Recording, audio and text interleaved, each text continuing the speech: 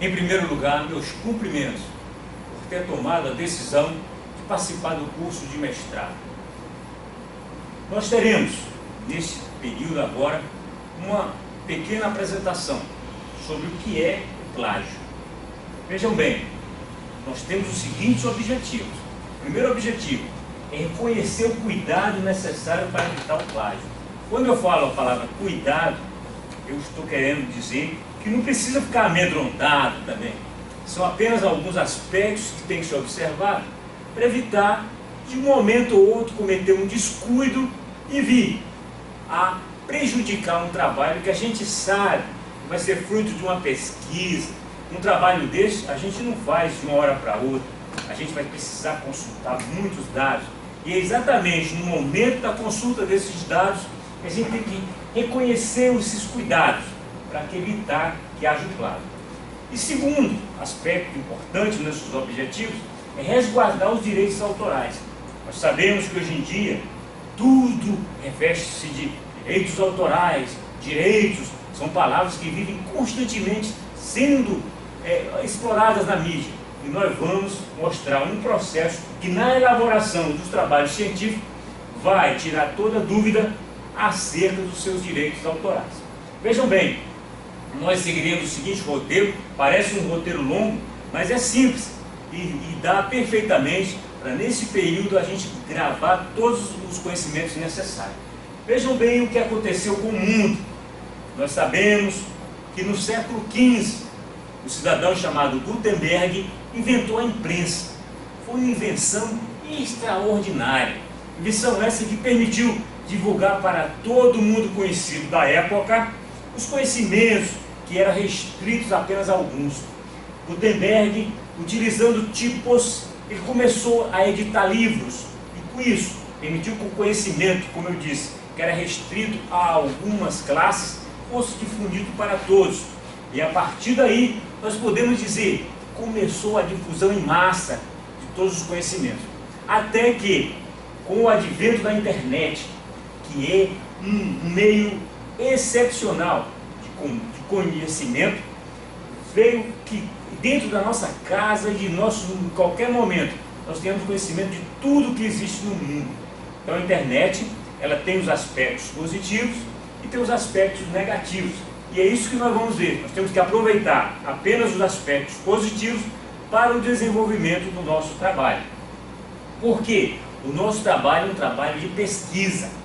É um trabalho, como se diz, onde nós temos que buscar o estado da arte. Vai aí um primeiro ensinamento necessário para a condução do nosso trabalho. O que é o estado da arte? É aquele conhecimento que existe mais moderno, de mais conhecimento mais puro, mais atual sobre determinado assunto. É o estado da arte. Nós vamos buscar aonde? Vamos buscar na internet ou nas bibliotecas, enfim, com pessoas, e vamos buscar de forma que o nosso trabalho fique o mais atual possível. E nesse momento é que nós vamos realizar a tal da pesquisa em busca de conhecimento, porque um trabalho de mestrado não é um trabalho feito de qualquer maneira. Existe um método, existe uma forma profunda de pesquisa, existe principalmente o aspecto pessoal do pesquisador. Porque o pesquisador não basta, como se diz por aí, pegar tudo que existe no universo e colocar dentro do trabalho dele. Não! Ele tem que fazer uma seleção completa. Isso é importante? Isso não é importante? E é neste momento, onde ele está fazendo essa pesquisa, que vem essa última imagem. Será que ele está sendo autêntico? Será que aquela pesquisa que busca o conhecimento, ele não está apenas copiando o conhecimento do outro para si? Calma, existe a forma correta, que nós veremos no decorrer da nossa palestra, de obter esses conhecimentos sem acontecer aquilo, sem a figura de hoje em dia do copiar, colar e está resolvido. Não é isso. Nós temos que trabalhar aquele conhecimento de forma que o conhecimento seja útil e seja principalmente adequado a fazer parte do nosso trabalho. Veja o seguinte, é público, é notório existem muitos casos de plágio por aí afora. Estou apenas mostrando um documento que saiu na Folha de São Paulo, onde um professor da USP, ele copiou um trabalho de um outro companheiro e com isso ele perdeu até o emprego. Então vejam bem, é algo que pode trazer complicação para o pesquisador. Então o pesquisador que não fizer a sua pesquisa adequadamente, ele pode perder o seu emprego, como foi o caso do professor da USP. Eu não vou entrar em detalhes porque isso está na imprensa, é só fazer uma consulta e você encontrará todos esses dados. Agora vem o que é mais importante para nós. Nós, militares, estamos sujeitos às leis militares e aos códigos, às leis civis. Nós não podemos dizer que não sabemos isso porque não desconhecemos. Nós sabemos que o próprio Código Civil estabelece que você é obrigado a conhecer as normas em vigor, senão você estará deixando de cumpri-las. E observe um documento real, eu apenas descaracterizei alguns personagens para que a gente possa se ter como modelo. Resumindo, o que é isso? Um militar sem experiência, ele simplesmente copiou, colou um documento de um cidadão que é um perito criminal, uma apostila de um curso, e a partir daí, colocou esse dado na internet. Esse perito criminal, consultando a internet, como eu disse, a internet é um meio que divulga tudo para todo mundo, encontrou lá esse dado e disse lá, ué, esse texto fui eu que criei. Procurou lá nas referências, vamos ver quem foi, ele fez referência, não constava nada, nem o nome desse perito criminal, nem constava a origem, nem nada. Então o que fez esse perito criminal? Encaminhou um documento ao comandante militar do leste, dirigindo que havia um fato desagradável e que esse fato era que havia uma suspeita de crime. O crime, no caso ali, o erro do companheiro, que foi copiar uma apostila do companheiro. Eu não sei qual foi o resultado disso aí, mas eu só mostro. Existem fatos dessa natureza. Outro exemplo, a Escola de Aperfeiçoamento de Oficiais, no ano de 2008, desligou 2 capitães. Olha o problema sério que foi criado no desligamento desses 2 capitães. A gente sabe que pela legislação em vigor, o capitão que não conclui o curso da ESAO, ele não mais será promovido. Então esses 2 capitães que foram desligados em 2008, provavelmente permaneçam no serviço ativo como capitães até atingir o limite estabelecido pelo Estatuto dos Militares. Enquanto a turma dele prossegue na carreira, ele permaneceu. Eu apaguei o nome dos 2 capitães para manter a parte ética, mas está aqui, a cópia fiel do boletim reservado, e desligou esses 2 companheiros. Isso não é de forma alguma uma ameaça, não é de forma alguma para colocar ninguém com medo nem em xeque. É apenas mostrar que existe o regulamento, o R75, o regulamento da Escola de Aperfeiçoamento, onde estabelece no seu artigo 50 que será excluído da ESAO o aluno que utilizar meios ilícitos durante a realização de qualquer trabalho escolar. Considera-se meios ilícitos, inclusive a utilização de quaisquer meios que contraria a ficha de orientação. O que é ficha de orientação? É um documento que é entregue para o capitão para que ele faça um determinado trabalho. Essa ficha de orientação, ela não é um documento qualquer, ela foi estabelecida pela direção da escola e um documento, a instrução de pós-graduação, que determina como deve ser feito aquela monografia ou aquele trabalho de mestrado, é exatamente a ficha de orientação para a realização do trabalho monográfico. Vejam bem, e que poderá ser concedido, é o que eu disse, o capitão vai permanecer sempre como capitão, porque ele, pelo artigo 51, não terá direito a uma nova matrícula. Isso é grave, principalmente para o companheiro que tem um ideal de seguir ao longo da carreira e permanecer dentro do que é estabelecido desde que ele entrou na força. O que é o plágio?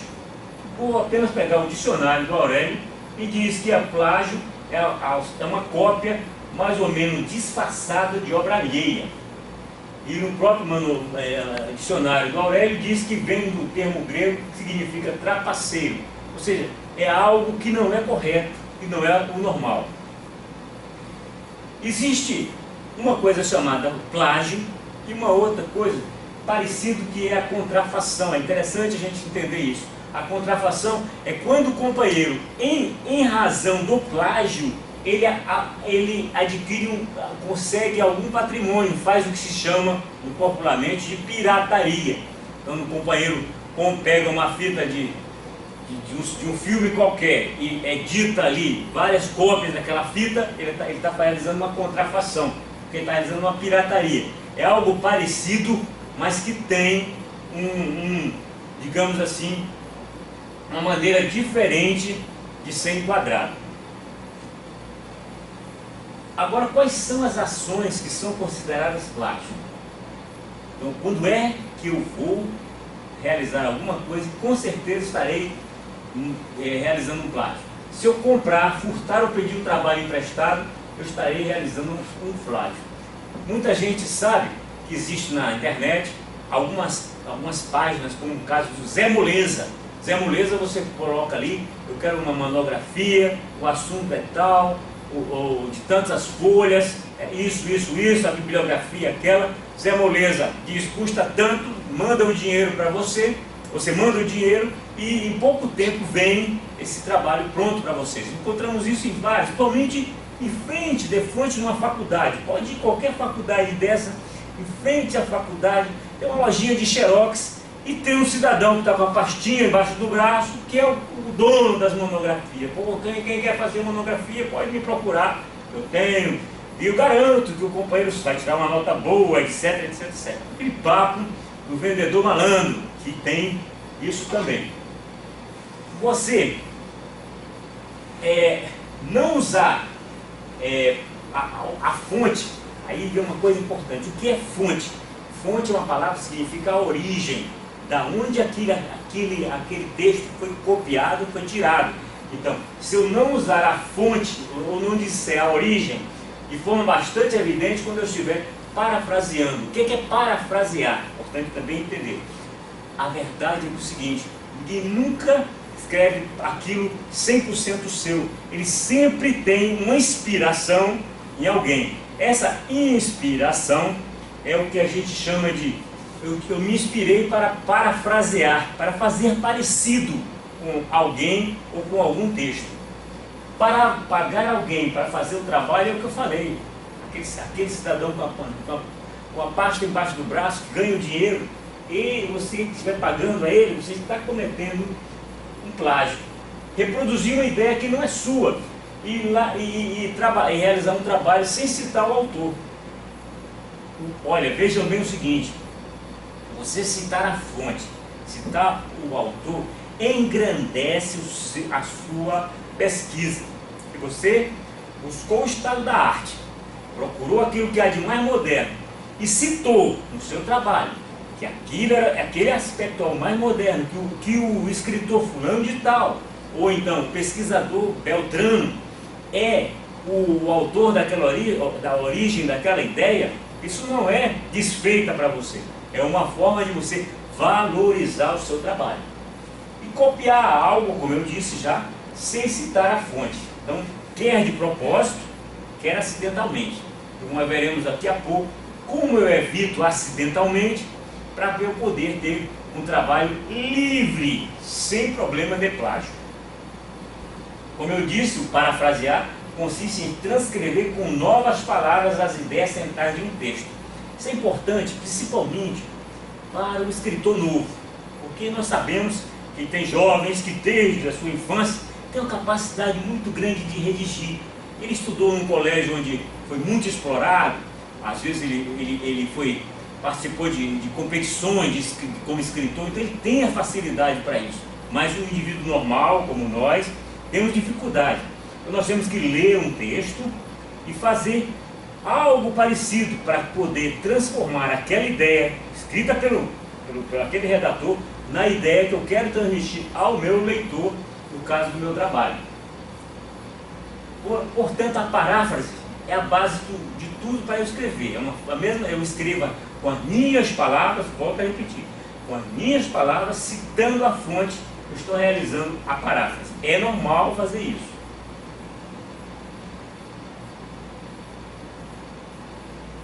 Outro aspecto importante: existem 3 tipos de plágio. Não vou entrar em detalhes, mas é apenas tecnicamente para que a gente possa entender que existem dispositivos que verificam o plágio. Existe o plágio integral, parcial e conceitual. Para terem uma ideia, tem companheiro que simplesmente pega um trabalho de alguém, só muda o nome do autor e muda a data e diz que a obra é dele. Ele realizou um plágio integral. Parcial, copiou frases, copiou parágrafos, da mesma forma está realizando plágio, desde que copie e não cite a fonte. E conceitual, que talvez não seja bem o caso do nosso trabalho.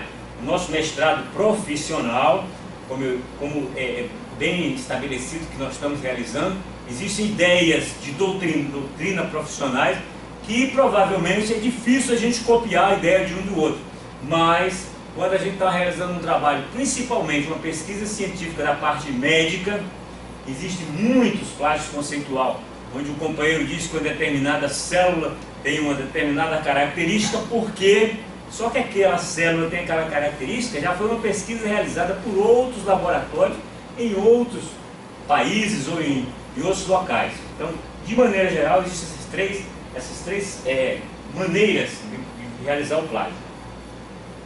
Nós temos também as plágios de figuras. Se a gente observar algumas revistas, observar alguns itens que são vendidos no comércio, às vezes até slogan de emissoras de televisão, muito parecido. É plágio ou não é? Não podemos dizer nada, porque pode ter acontecido que determinada emissora dessa seja do mesmo dono, o mesmo redator, ele tem o direito de usar o trabalho dele. E agora, se ele reusar o trabalho dele em outro órgão, ele tem que informar o outro órgão que aquele trabalho já foi publicado anteriormente em outro trabalho, como é o caso aqui se a gente observar essa exposição do Exército Brasileiro, tem um cidadão ali, tipo um soldado do futuro que está se deslocando. Se a gente observar o videogame lá que tem, é bem parecido, não sei se é o mesmo, mas é bem parecido. Então cuidado, que às vezes uma coisa simples dessa, nós podemos estar cometendo um plágio. Direitos autorais, eu tratei no começo que existia, um dos nossos objetivos era estabelecer o que é que a gente tem que cuidar com direitos autorais. Por quê? Porque isso repercute em pagamento econômico. Vejam bem, eu posso ser, em determinado momento, cometer um plágio, alguém entrar na justiça contra o meu trabalho, eu ter até que pagar economicamente por uma ideia que não é minha. Então, por isso que existe o direito autoral. Nós temos que observar essa lei de direitos autorais, porque ela estabelece aquilo que eu posso, digamos assim, me apropriar da ideia do outro, que eu não posso. Então, por exemplo, eu posso utilizar uma informação do artigo do dia a dia. A revista Veja publicou isso, a revista Manchete, a revista tal, desde que eu cite aquela fonte. Eu posso mostrar determinados retratos. Cuidado quando usar retrato na sua monografia. Retrato, fotografia, tem que estar lá embaixo. Fonte. Digamos que for uma imagem já conhecida, fonte, sargento fulano, fotógrafo do batalhão, que está bem, o sargento fulano e tem que pedir autorização esse sargento fulano, fotógrafo do batalhão, porque aquela imagem é dele, não é minha. É importante observar isso daí. Outro aspecto, não constitui utilização de determinadas fontes sem lucro, sem o intuito de lucro. Então, um exemplo até prático, acontece muito nas faculdades. Elas fazem compêndios, apostilas, tiram fotocópia de livro e entrega para o aluno. Aquilo ali não é caracterizado a violação do direito autoral, mesmo sendo uma fotocópia de um livro. Primeiro está caracterizado lá qual foi o livro, copiado do livro tal, do fulano de tal. E não tem, a faculdade não tem o direito, não está lucrando com aquilo ali. Ela tirou a fotografia, partir do momento que ela começa a vender abusivamente aquela fotocópia, aquilo lá, já pode fugir direitos autorais. Estou dizendo isso porque ilustra o trabalho que nós estamos fazendo. A nossa pesquisa, ela tem que ser, a gente tem que saber o que está fazendo. Eu posso citar o livro que eu quiser, contanto, como eu disse, o nome da obra e o autor da obra.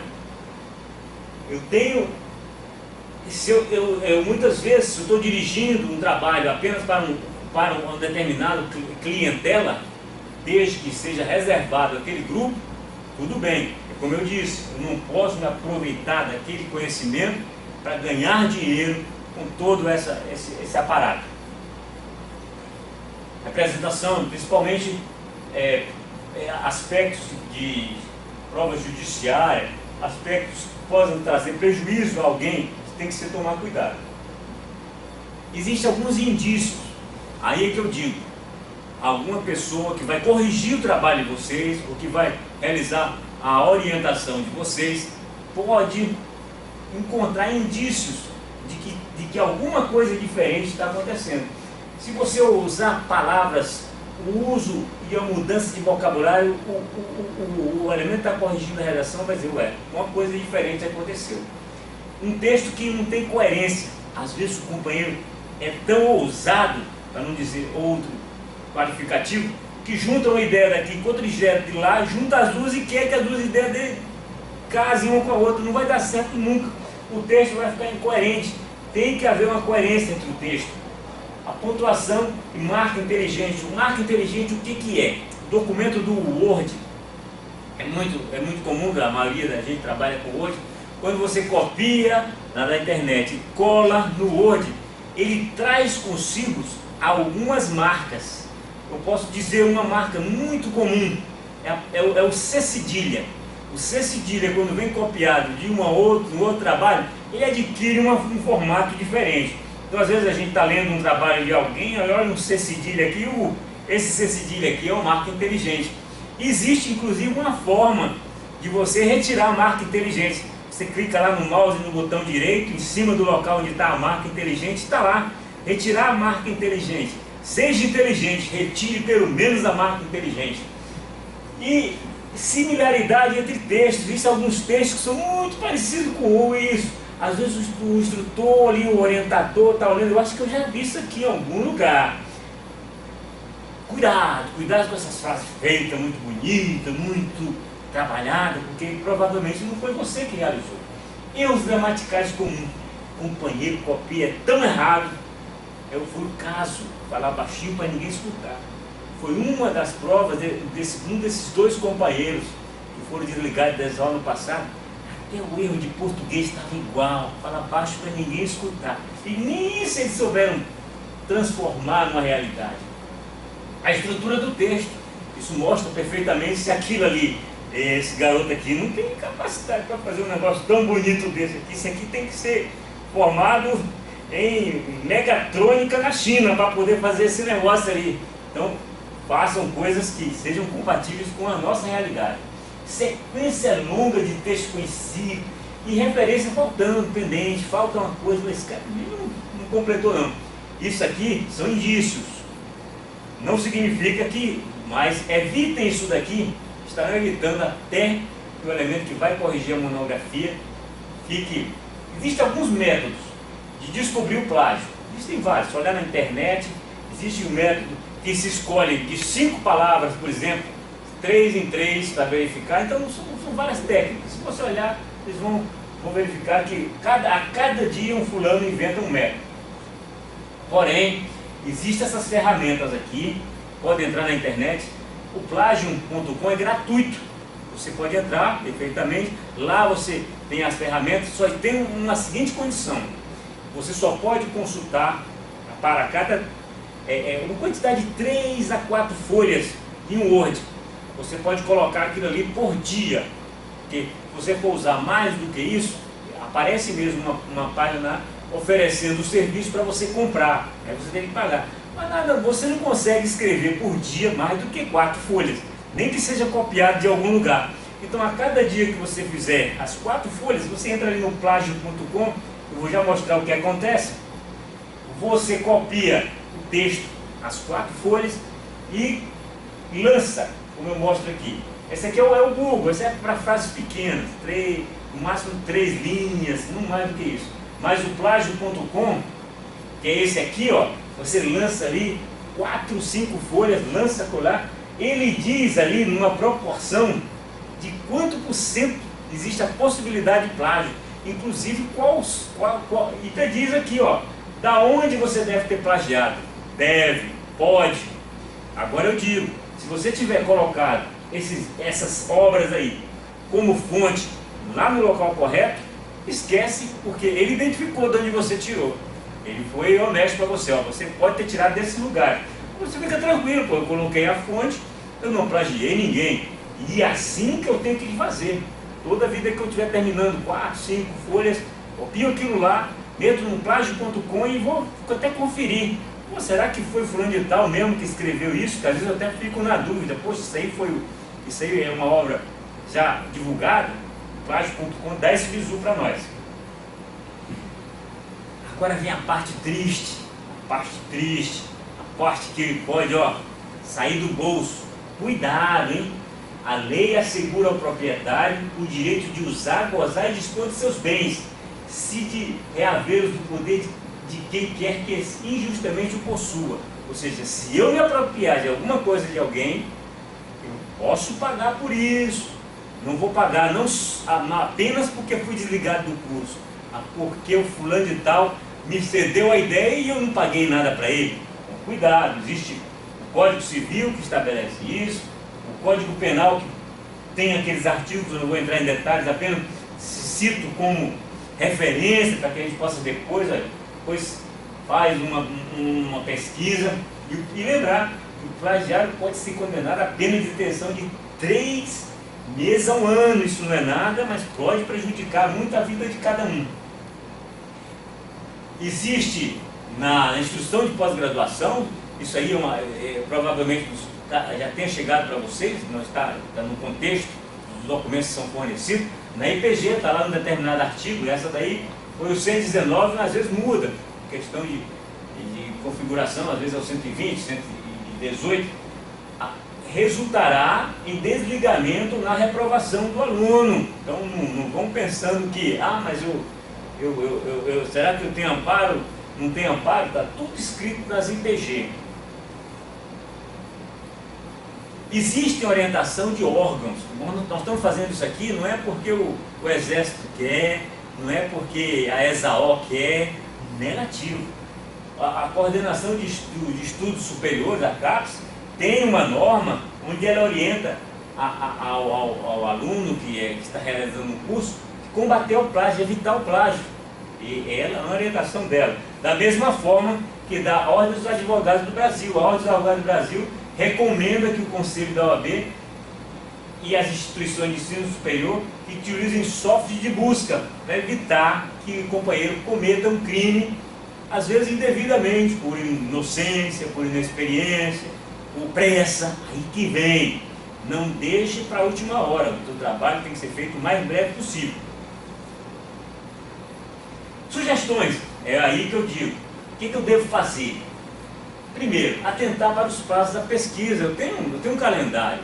Então eu sei que eu tenho no dia tal, eu tenho que apresentar o meu projeto pronto. Não vou deixar para 2 dias antes. Faço com antecedência, com calma. A cada dia eu me dedico 2, 3, 4 horas dentro da minha perspectiva. Tomar cuidado durante a pesquisa, sempre incluindo as referências bibliográficas completas, para evitar que alguém diga depois que foi copiado de alguém. Outro aspecto importante, muito importante, é a figura do fichamento. Vou mostrar logo a seguir um modelo, cada um faz o seu, dentro da sua capacidade, do seu computador, da sua forma de criar ficha. Nada mais é do que colocar o texto, já como é que ele vai ficar na monografia. Eu já li, eu vou trazer essa ideia daqui. Então eu boto essa ideia aqui, com as minhas palavras e com a fonte, ou seja, mais tarde é só copiar e colar aquilo ali, já tem um parágrafo pronto. E sempre parafrasear citando a fonte. Sem citar a fonte é fundamental.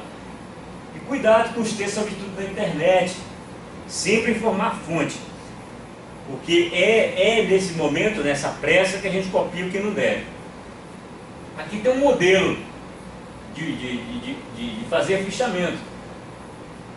Escrever com suas próprias palavras. É o caso desse aqui, ó. A ESAO, no manual de metodologia, está lá um modelo. Isso aqui é apenas um modelo, eu faço como eu achar mais conveniente. Às vezes tem companheiro que prefere já ir fazendo no próprio texto e colocando lá ao lado as observações. Esse texto foi copiado, foi retirado da obra tal, de forma que concluiu isso, concluiu aquilo outro.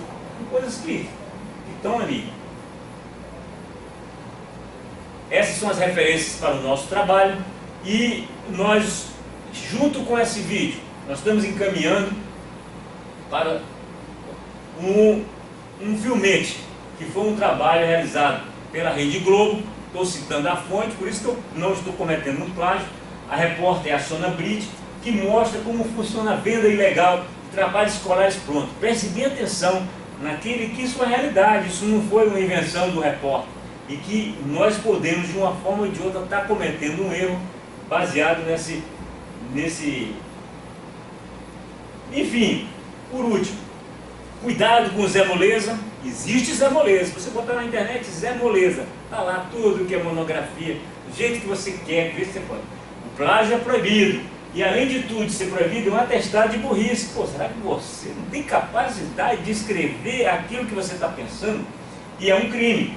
E às vezes você pode inocentemente, aquela imagem da criança que está olhando ali, inocentemente percorrendo a internet, encontra as coisas que podem trazer até problema para você e para o seu trabalho. Enfim, vale a pena cometer o plágio? Sim ou não? É uma decisão que cabe a cada um de vocês. Muito obrigado pela oportunidade. Eu aproveito para me colocar à disposição de todos que estão participando desse curso. Eu sou o Coronel Salles, trabalho com orientação na parte da seção de pós-graduação na ESAO. Um feliz curso e que tudo ocorra como está previsto. Obrigado.